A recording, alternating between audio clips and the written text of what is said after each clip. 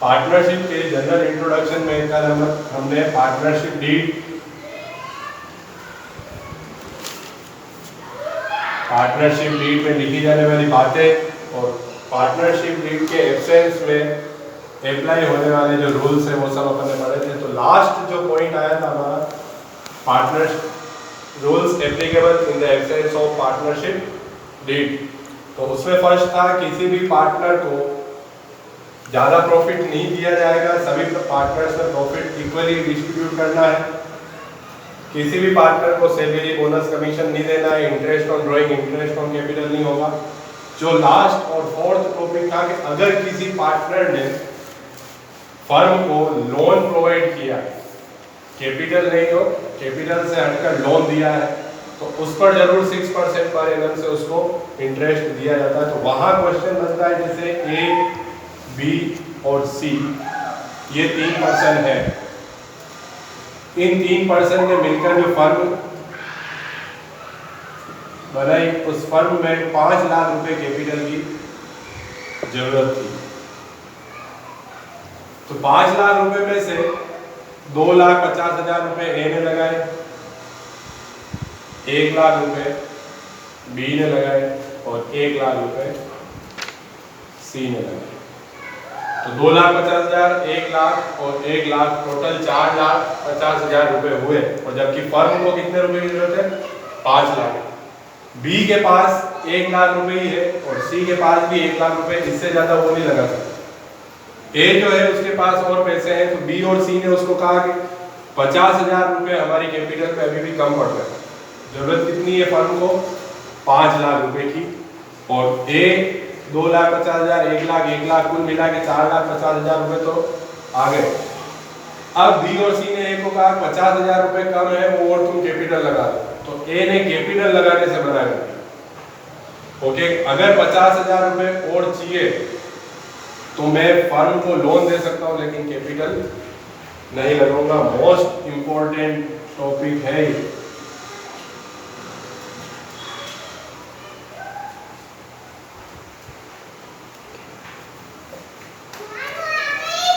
50,000 रुपए उसने कैपिटल नहीं लगा के और 50,000 रुपए लोन दिया फर्म।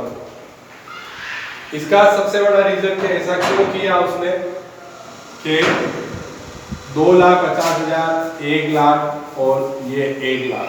जब ए ने 2,50,000 रुपए कैपिटल लगाई, बी ने 1 लाख रुपए कैपिटल लगाई, सी ने 1 लाख रुपए कैपिटल लगाई, तो सेपरेट एंटिटी कंसेप्ट से 2,50,000 रुपए फर्म की लायबिलिटी है, ए से लिए, 1 लाख रुपए बी से लिए और 1 लाख रुपए सी से लिए। सेपरेट एंटिटी कंसेप्ट कहता है फर्म और पार्टनर्स दोनों सेपरेट, एक नहीं मानना, फर्स्ट कंसेप्ट ऑफ अकाउंटिंग।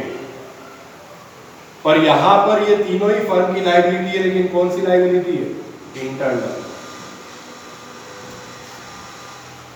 तो ये 2,50,000 रुपए से ए जो है वो फर्म का पार्टनर है। अगर वो 50,000 रुपए और कैपिटल लगाता तो उसकी कैपिटल 3 लाख रुपए होती और फर्म की वो लायबिलिटी भी कौन सी होती? Internal liability. यहाँ पर ये समझने जैसा है, उसने जो 50,000 रुपए है बाकी के, वो 50,000 रुपए कैपिटल नहीं लगा के लोन दिया। उसका मेन कारण ये कि उस 50,000 रुपए से वो इंटरनल लायबिलिटी नहीं होके क्या हो जाएगा? External liability. ऐसा करने से ये होता है कि जब फर्म अच्छी पोजीशन पे नहीं होती और सफिशिएंट प्रॉफिट नहीं कमाती, तो उस समय पर इंटरनल लायबिलिटी का पेमेंट नहीं होता। जैसे एक वर्ड आया था कल, इंटरेस्ट ऑन कैपिटल। पार्टनर्स ने जो कैपिटल लगाई, ये कैपिटल पर उनको इंटरेस्ट मिलना चाहिए, पर वो सिर्फ उस स्थिति में दिया जाता है कि जब फर्म ने अच्छा प्रॉफिट कमा लिया है। तो अगर फर्म किसी साल में प्रॉफिट नहीं कमाती है तो कैपिटल पर इंटरेस्ट नहीं दिया जाता है, क्योंकि कौन सी लायबिलिटी है? इंटरनल। जब फर्म की स्थिति अच्छी नहीं होती, अच्छी पोजीशन में नहीं है, तो इंटरनल लायबिलिटीज का पेमेंट नहीं करे तो भी चलता, पर एक्सटर्नल लायबिलिटीज का पेमेंट करना ही पड़ता है। कि हमारे घर में जैसे कोई प्रोग्राम है और उस प्रोग्राम में हमने घर वालों को भी बुलाया और बाहर वाले भी आए, अगर मान लो कोई प्रॉब्लम है, जैसे खाना कम हो गया या खाना खत्म हो गया, तो इंटरनल जो घर वाले लोग हैं उनको हम एक बार समझा सकते हैं कि अभी खाना नहीं है, तुम जाओ बाद में, या नहीं भी खाएंगे तो चलेगा। लेकिन बाहर से हमने जिनको बुलाया उनको देना ही पड़ता है और बना के खिलाना पड़ेगा। लेकिन तो ये जो 50,000 रुपये है, उस 50,000 रुपये से वो एक पार्टनर नहीं होगा। कौन होगा? लोन देने वाला पर्सन। अलग 2,50,000 रुपये से वो पार्टनर है। अगर फर्म को कभी मान लो प्रॉफिट नहीं हुआ तो इन 2,50,000 पे भले उसको ब्याज मिले नहीं मिले, इस 50,000 रुपये पे ब्याज मिलेगा ही। और जब फर्म डूबने की स्थिति होती है, जिसको कहते हैं डिसोल्यूशन, बंद होने की स्थिति है, तो पैसा वापस होता है। फर्म के पास पैसा नहीं है तो ये पैसा भले वापस नहीं हो, पर ये जो 50,000 रुपये किसके रूप में लिए थे? लोन के, वो उसको वापस होगा। तो ये जो टॉपिक हमने 11th क्लास में दो वर्ड पढ़े थे, चार्ज अगेंस्ट प्रॉफिट और appropriation of profit. Charge of profit, appropriation of profit. तो चार्ज अगेंस्ट प्रॉफिट वो आइटम्स होते हैं जो फर्म को अच्छी स्थिति न होने पर भी देने ही होते हैं। चार्ज अगेंस्ट प्रॉफिट है, प्रॉफिट हो या नहीं हो वो चार्ज होंगे ही होंगे। तो इंटरेस्ट ऑन लोन, ये जो लोन 50,000 रुपये है, इस पर जो इंटरेस्ट होगा वो क्या है? Charge against profit. और interest on capital, appropriation of profit होगा। तो यहाँ पर बहुत अच्छा क्वेश्चन एग्जाम में बनता है एप्रोप्रिएशन ऑफ प्रॉफिट और चार्ज अगेंस्ट प्रॉफिट का। तो जैसे पार्टनर को सैलरी देनी है, पार्टनर्स के इंटरेस्ट, कैपिटल पर इंटरेस्ट है, ये सब चीजें एप्रोप्रिएशन ऑफ प्रॉफिट है। प्रॉफिट कमाने के बाद उनका एप्रोप्रिएशन करना। पर पार्टनर ने लोन दिया है तो उस पर इंटरेस्ट, या मान लो जो बिजनेस चल रहा है वो उस पार्टनर की किसी बिल्डिंग में चल रहा है, तो उस पार्टनर को जो रेंट दिया जाता है उसके लिए वो इंटरनल पर्सन नहीं, उसके लिए एक्सटर्नल पर्सन है। अगर उसकी बिल्डिंग में नहीं होता तो और कहीं किराए पे लेना पड़ता है फर्म को, तो वो रेंट भी दिया जाता है, कहते हैं रेंट टू पार्टनर, वो भी चार्ज अगेंस्ट प्रॉफिट है। तो ये बहुत इंपॉर्टेंट टॉपिक, ध्यान से इस कंसेप्ट को पढ़ना है। तो क्या एप्रोप्रिएशन प्रॉफिट, तो जो लास्ट टॉपिक आया था कि अगर किसी पार्टनर ने फर्म को लोन दिया है तो भले एग्रीमेंट हुआ हो या एग्रीमेंट नहीं, मतलब रिटर्न एग्रीमेंट, पार्टनरशिप डीड, एक फॉर्मल एग्रीमेंट नहीं भी हुआ हो, तो 1932 एक्ट ये बताता है कि आपको उस पार्टनर द्वारा दिए गए लोन पर 6% पर एनम से, अगर मान लो 6 महीने बाद उसने लोन दिया तो 6 महीने का ब्याज तो लोन देना ही है। और कभी मान लो कोई आकर अपने को क्वेश्चन पूछे उसने लोन क्यों दिया, अगर चाहता तो वो कैपिटल भी और लगा सकता था 50,000, तो हमको ये आंसर देना है कि उस 50,000 उसको लोन देने का कारण ये है कि लोन जो दिया उससे वो एक्सटर्नल लायबिलिटी हो जाएगी और कैपिटल जो होती है वो इंटरनल। तो एक टॉपिक आता है चार्ज अगेंस्ट प्रॉफिट, एक होता है appropriation of profit. Interest on capital वो एप्रोप्रिएशन ऑफ प्रॉफिट है, फर्म के पास अच्छा प्रॉफिट होता है तो ही दिया जाता है, बाकी नहीं दिया जाता। तो उस 50,000 रुपये वो उसके लिए हमेशा सिक्योर्ड हो गए। ये 2,50,000 डूब भी सकते हैं और इस पर ब्याज हो सकता है, नहीं भी, लेकिन ये 50,000 रुपये ना तो उसके डूबेंगे। और फर्म अगर लॉस में भी है, मान लो फर्म को लॉस हुआ 20,000 रुपये और इसका 10% इंटरेस्ट बन रहा है, या 6% से माने तो इंटरेस्ट बन रहा है 3,000, तो 3,000 रुपये और एक और इंटरेस्ट देंगे, फर्म का लॉस 23,000 होता है। लेकिन इसको उसके लोन पर इंटरेस्ट से मना नहीं किया जा सकता, फिर वो 23,000 को वापस आपस में बांटेंगे, क्योंकि उसके लिए तो फिर आगे वो पार्टनर है ही इंटरनेट। तो ये एप्रोप्रिएशन ऑफ प्रॉफिट और चार्ज अगेंस्ट प्रॉफिट, तो इसको तुम लिख लो पेज पर, दो तरफ अपने को ऐसे, एक तरफ तो लिख लेना चार्ज अगेंस्ट प्रॉफिट, क्योंकि फर्स्ट क्वेश्चन जो 1 मार्क का है उसमें छोटा क्वेश्चन पूछ सकते हैं। Write down any 2 items which are charge against profit या एप्रोप्रिएशन ऑफ प्रॉफिट। तो कौन कौन से आइटम होते हैं? तो चार्ज अगेंस्ट प्रॉफिट, और एक तरफ लिख लेना appropriation of.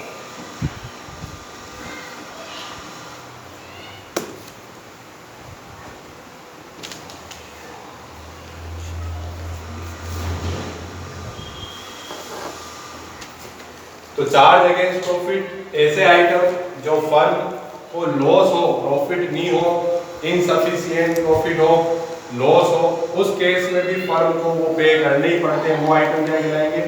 Charge against profit. तो फर्स्ट जो अभी बन रहा है, जैसे interest on loan, interest on loan जो होगा ये चार्ज अगेंस्ट प्रॉफिट है। ऐसे ही एक और बताया, रेंट टू पार्टनर।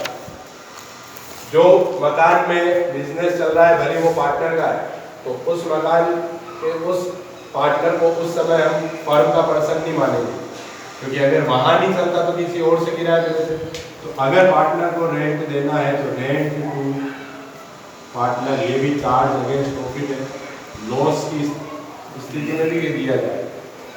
और अगर मान लो किसी पार्टनर को पहले से गारंटी दी थी, आगे एक टॉपिक आएगा अपने, गारंटी टू पार्टनर, कोई स्पेशल स्किल होती है किसी पार्टनर के पास, तो उसको गारंटी दी जाती है कि भली फर्म कमाने तुमको 20,000 25,000 रुपये महीने के मिलेंगे या साल के मिलेंगे, गारंटी देते हैं ऐसे। तो वो गारंटी अगर उसको दी है तो वो भी चार्ज अगेंस्ट प्रॉफिट हो जाएगा। गारंटी टू पार्टनर, ये सब आइटम्स चार्ज अगेंस्ट प्रॉफिट। तो एग्जाम में मान लो कोई भी दो आइटम पूछ रहे चार्ज अगेंस्ट प्रॉफिट, 11th का कंसेप्ट हमने प्रोविजन और रिजर्व वाले चैप्टर में पढ़ा था, वापस ही आया हमने चार्ज अगेंस्ट प्रॉफिट है। तो वहाँ हमने पढ़ा था रिजर्व और प्रोविजन में, प्रोविजन जो होते हैं वो चार्ज अगेंस्ट प्रॉफिट थे, और रिजर्व जो हम बनाते थे वो क्या थे? Appropriation of profit. तो वैसे ही ये है, ये आइटम, ये जब बड़े क्वेश्चन आएंगे 4 नंबर के, उसमें से ये चीज आएगी तो कंसेप्ट क्लियर होना जरूरी है, नहीं तो वहाँ गलत कर देंगे, ठीक है। और एप्रोप्रिएशन ऑफ प्रॉफिट में जैसे पार्टनर की कैपिटल पर इंटरेस्ट देना है, तो इंटरेस्ट ऑन कैपिटल सिर्फ तभी दिया जाएगा जब फर्म ने अच्छा कमाया। Interest on capital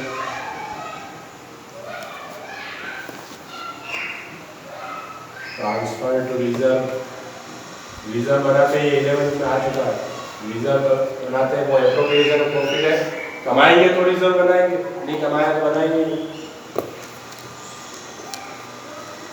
remuneration to partner,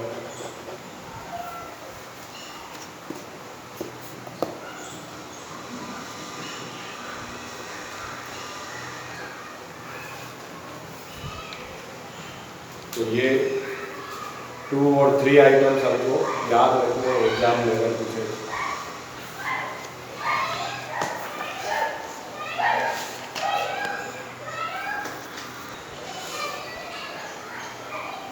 तो थ्योरी का जो टॉपिक है वो लगभग आके यहाँ पर एक बार खत्म होता है। अब हमको अकाउंटिंग सीखनी है, पार्टनरशिप फर्म में अकाउंटिंग कैसे होती है। तो यहाँ जो वर्ड आया एप्रोप्रिएशन ऑफ प्रॉफिट्स, तो एप्रोप्रिएशन वर्ड से यहाँ पर एक अकाउंट बनेगा, तो फर्स्ट अकाउंट, और एग्जाम में भी वही क्वेश्चन आता है 4 नंबर का, profit and loss appropriation account बनाना पड़ेगा। और फिर बनाते हैं पार्टनर्स कैपिटल अकाउंट। जब पार्टनरशिप डीड, पार्टनर्स के बीच में जो एग्रीमेंट हुआ था, तो उन्होंने उस समय एग्रीमेंट में ये लिखा था कि 5% इंटरेस्ट दिया जाएगा कैपिटल पे, इसको सैलरी दी जाएगी, इसको कमीशन दिया जाएगा, फिर इस रेशो में प्रॉफिट को बांटना है। तो वो सब प्रोसेस पूरी करने के लिए एप्रोप्रिएशन वर्ड का मतलब जो होता है वो प्रॉपर वर्ड होता है प्लानिंग। एप्रोप्रिएशन मतलब प्लानिंग करना, हिंदी में इसको कहते हैं नियोजन। हमने जो प्रॉफिट कमाया साल भर में, उसको हमारी योजना के अनुसार या हमने जो प्लानिंग करी थी उस हिसाब से डिस्ट्रीब्यूट करना या बांटना, वो क्या कहलाएगा? एप्रोप्रिएशन। वापस एक बार रिपीट कर रहा हूँ, ध्यान से समझना। एप्रोप्रिएशन वर्ड का मतलब प्लानिंग या नियोजन। जो प्रॉफिट फर्म ने कमाया उसको पार्टनरशिप डीड की टर्म्स एंड कंडीशन और एग्रीमेंट के हिसाब से उसको बांटना, डिस्ट्रीब्यूट करना उस प्लानिंग के अकॉर्डिंग, वो कहलाता है एप्रोप्रिएशन। इसलिए यहाँ पर हमको जो अकाउंट बनाना है उसका नाम होगा profit and loss appropriation account. और उसके बाद पार्टनर्स की कैपिटल कैसे चेंज होती है उसके लिए जो अकाउंट बनेंगे वो पार्टनर्स कैपिटल अकाउंट। तो लिखो heading accounting for partnership.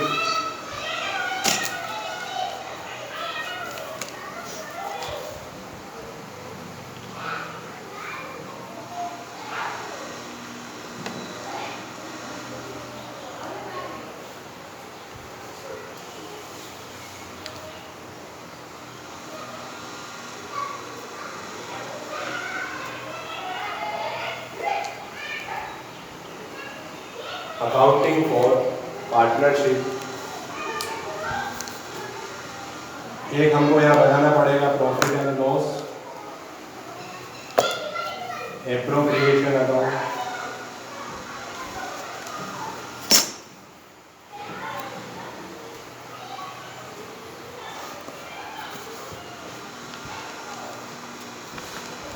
Partners capital और करंट अकाउंट, चालू खाते में।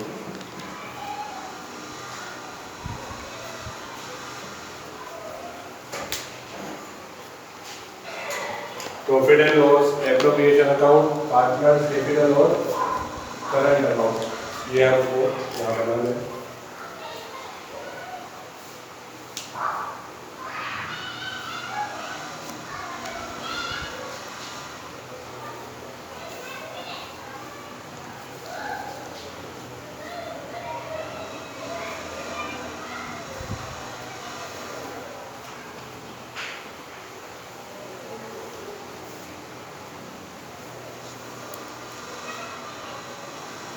फर्म ने साल भर बिजनेस करके जो प्रॉफिट कमाया, जैसे ए, बी और सी तीनों की फर्म थी, तो तीनों की फर्म ने जो भी नाम है, जैसे फर्म का नाम श्रीजी ट्रेडर्स, उसने साल भर में 1,20,000 रुपये कमाए। तो इस 1,20,000 रुपये को जब 11th क्लास में हमने सोल प्रोप्राइटरशिप पढ़ी थी, 1,20,000 रुपये अगर प्रॉफिट हुआ तो एक ही प्रोप्राइटर था, सबका सब पैसा उसी का था, तो हमको कुछ नहीं करना था, नेट प्रॉफिट को डायरेक्ट कैपिटल में ऐड कर दिया था। पर यहाँ पर अकाउंटिंग चेंज हो गई, यहाँ पर ओनर एक से ज़्यादा हुए, प्रोप्राइटर ज़्यादा हुए, तो 1,20,000 रुपये आए और इसको तीनों में बांट दिया। ऐसा नहीं हो, क्यों? क्योंकि एप्रोप्रिएशन करना बाकी है। हमने एग्रीमेंट करते समय लिखा था सबको अपनी अपनी कैपिटल पर 5% इंटरेस्ट देना है, तो इस 1,20,000 में से पहले वो पैसे घटाओ, कौन से? जो हमने एप्रोप्रिएशन करने के लिए लिखा। फिर ऐसा कहा था किसी पार्टनर को सैलरी देनी, तो वो सैलरी कटेगी, उस पार्टनर को सैलरी दी जाएगी।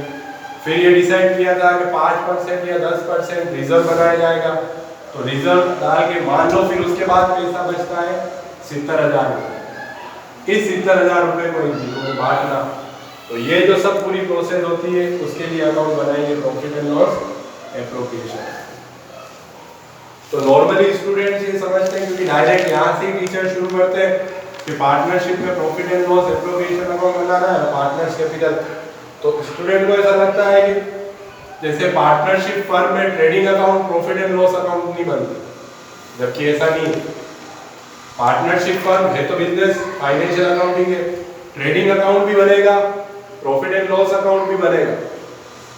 पर 11th क्लास में जो टॉपिक तुमको सिखा चुके हैं वो वापस रिपीट नहीं करेंगे, इसलिए ट्रेडिंग अकाउंट और profit and loss account partnership firm का उसने बना दिया बुक वाले ने।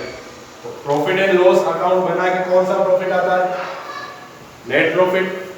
तो फर्म ने जो नेट प्रॉफिट कमाया वो तुमको डायरेक्ट दे रखा हो, तो ऐसे मत समझना कि पार्टनरशिप फर्म में ट्रेडिंग और प्रॉफिट एंड लॉस अकाउंट नहीं बनते। सबसे पहले ट्रेडिंग अकाउंट ही बनेगा, वही तरीका, ओपनिंग स्टॉक पिछले साल का जो बचा हुआ है वो, इस साल और कितनी फर्म ने परचेज करी वो, कैरीज, वेजेस, वो सब, by sales, closing stock, gross profit आएगा। ग्रॉस प्रॉफिट के बाद फर्म के जो खर्चे हुए, जो भी स्टेशनरी का, कार्टेज का, selling expenses, trade expenses, bed debts, depreciation, सब लेस करके नेट प्रॉफिट आया 1,20,000 पर। ये तुमको डायरेक्ट दिया हुआ होगा, इसलिए तुमको ट्रेडिंग अकाउंट और प्रॉफिट एंड लॉस अकाउंट नहीं बनाना है, डायरेक्ट क्या बनाना है? Profit and loss. अब 11th क्लास पर वापस आओगे, जब हम 11th क्लास में नेट प्रॉफिट निकाल लेते थे प्रॉफिट एंड लॉस के बाद, उसके बाद डायरेक्ट बैलेंस शीट बन गई थी। क्यों? क्योंकि वहां कोई झगड़ा ही नहीं, अकेला लॉस हुआ तो आदमी अकेला, उसको ही अर्न करना है, प्रॉफिट हुआ तो वही मालिक, उसको ही लेना है सब। तो डायरेक्ट बैलेंस शीट बनाते थे, कैपिटल में ऐड प्रॉफिट, लेस ड्राइंग्स और क्वेश्चन हो जाता था। पर यहाँ पर तो 1,20,000 रुपये कमाने के बाद मेन प्रोसेस शुरू हुई। इस 1,20,000 का एप्रोप्रिएशन, वहां पर जाओ वापस के एग्रीमेंट में हमने क्या क्या पहले से डिसाइड किया, किसी को ब्याज देना है उस कैपिटल पे तो वो दो, किसी को सैलरी देनी, रिम्यूनरेशन, रिजर्व बनाना, वो सब करने के बाद और उसके बाद भी जो बचेगा, उसके बाद जो प्रॉफिट बचता है, देखो एक बहुत इंपॉर्टेंट वर्ड आएगा यहाँ पर, ये जो 1,20,000 है, ये इस प्रॉफिट को हम बोल रहे हैं नेट प्रॉफिट। अर्जुन समझ रहे हैं? 1,20,000 रुपए जो फर्म ने कमाए, ये हमको क्वेश्चन में दे रखे होंगे, ये कहलाता है नेट प्रॉफिट। अब हमको इसका करना क्या है, प्लानिंग या एप्रोप्रिएशन। हमने जो एग्रीमेंट किया था, अब इसमें से इंटरेस्ट ऑन कैपिटल देना है, पार्टनर जो कैपिटल लगेगी, किसी को सैलरी देनी, तो ये सब लेस करने के बाद मान लो हमारे पास 70,000 रुपए बच रहे हैं। इस 70,000 रुपए को तीनों में बांटना है, तो ये जो प्रॉफिट कहलाएगा ये डिविजिबल प्रॉफिट है। कोई पूछ ले what do you mean by divisible profit? तो divisible profit is calculated after deducting all the appropriation of profits from net profit. Net profit में से जितने भी एप्रोप्रिएशन ऑफ प्रॉफिट है वो लेस करने के बाद जो प्रॉफिट आएगा वो डिविजिबल। ठीक है, हिंदी में कहते हैं विभाजन योग्य लाभ। वो प्रॉफिट जो पार्टनर्स में बांटना, 1,20,000 डायरेक्ट बांट रहे, क्या नहीं बांट रहे? क्वेश्चन में दे रखा है फर्म ने 1,20,000 रुपए कमाए, वो डायरेक्ट नहीं बांटे। सैलरी, बोनस, कमीशन, इंटरेस्ट सब देने के बाद 70,000 बचे। अब मान लो उनका रेशो जो भी था 3:2:1, 5:3:2, नहीं है तो इक्वली, कल अपन ने पढ़ा था इक्वली बांटा जाता, तो वो जो प्रॉफिट होता है वो डिविजिबल प्रॉफिट। तो यहाँ पर मेरा समझाने का मेन कंसेप्ट यही था कि अकाउंटिंग फॉर पार्टनरशिप में डायरेक्ट हम यहाँ सीखेंगे प्रॉफिट एंड लॉस एप्रोप्रिएशन। इसका मतलब ये नहीं कि ट्रेडिंग अकाउंट और प्रॉफिट एंड लॉस अकाउंट नहीं बनते, पर हमको नहीं बनाना। क्यों? क्योंकि 12th क्लास से वापस 11th का रिपीट नहीं होगा। ट्रेडिंग, प्रॉफिट एंड लॉस, वो ये मानता है कि तुमको ट्रेडिंग और प्रॉफिट एंड लॉस अकाउंट आते हैं, भले तुमको नहीं आते। वो ये मानता है कि तुम 12th में हो तो 11th का आता होगा तुमको, इसलिए नेट प्रॉफिट जो फर्म ने कमाया वो डायरेक्ट ले लेगा। आगे तुमको एप्रोप्रिएशन कैसे करना है उसके लिए ये अकाउंट बनाना है, तो ये अकाउंट पूरा अलग। और पार्टनर्स कैपिटल और करंट अकाउंट क्यों बनाएंगे? मान लो इन्होंने जो शुरू में कैपिटल लगाई थी, तो क्या कैपिटल हमेशा सेम रहेगी? चेंज होगी? प्रॉफिट कमाया तो कैपिटल बढ़ेगी, उन्होंने ड्राइंग्स करी पर्सनल यूज के लिए, कैपिटल कम होगी, कुछ लॉस हो गया तो कैपिटल कम हुई। तो एट प्रेजेंट, आज की डेट में उनकी कैपिटल या ईयर एंड में उनकी कैपिटल किस तरह से चेंज हो गई, कितनी हो गई, उसके लिए जो अकाउंट बनेंगे वो partners capital and current account. तो जर्नल एंट्रीज भी है, ये दो अकाउंट अपने को बनाना है। उसके बाद बैलेंस शीट भी बनती है पार्टनरशिप में, तो बैलेंस शीट हमको यहाँ भी पढ़नी, नेक्स्ट चैप्टर में अपन पढ़ेंगे। ये दोनों अकाउंट लिख लेना, पार्टनर्स कैपिटल और पार्टनर्स प्रॉफिट एंड लॉस।